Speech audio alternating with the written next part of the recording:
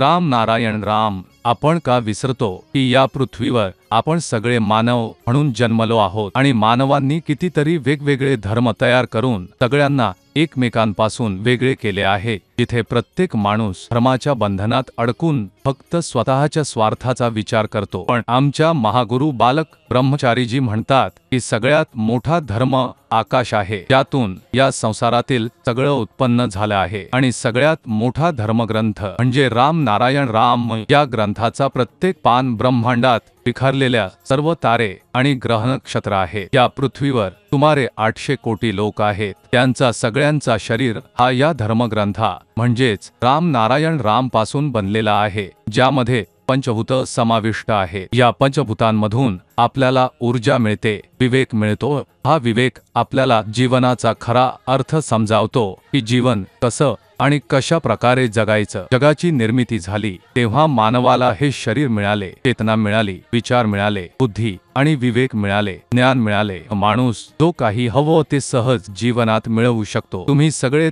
तुमच्या आजूबाजूला अनेकदा पाहिलं असेल की लोक खूप त्रस्त असतात. कोणी कामामुळे त्रस्त आहे, कोणी शिक्षणामुळे, कोणी जीवनात प्रगती न झाल्याने त्रास घेत आहे. पण जर तुम्ही मनातील विवेक आणि चेतना ऐकली तर तुम्हाला योग्य ज्ञानाची अनुभूती होईल. जेव्हा योग्य ज्ञान तुम्हाला मिळेल तेव्हा यशाचा योग्य मार्ग तुमच्या समोर दिसायला लागेल आणि त्या मार्गावर चालून तुम्हाला जे काही हवं ते सगळं मिळेल. आता थोडं विचार करा, हे सगळं कसं शक्य झालं? तुमच्या विवेक, चेतना, अंतर्मन आणि आपल्या सगळ्यात मोठ्या धर्मग्रंथ आकाश आणि राम नारायण राम या नावांच्या माध्यमातून माणूस प्रत्येक अडचण, त्रास, भय यांपासून मुक्त होऊ शकतो, जर तो स्वतःला जाणून घेतो, ओळखतो आणि निसर्गाशी जोडतो. याबरोबरच राम नारायण राम या नावाचा जप करतो. आजकालच्या धकाधकीच्या जीवनात लोकांना योग, प्राणायाम किंवा ध्यान करण्यासाठी वेळ मिळत नाही. हे सगळे क्रिया तुम्हाला तणावमुक्त जीवन देण्यास खूप मदत करतात. आजच्या वातावरणात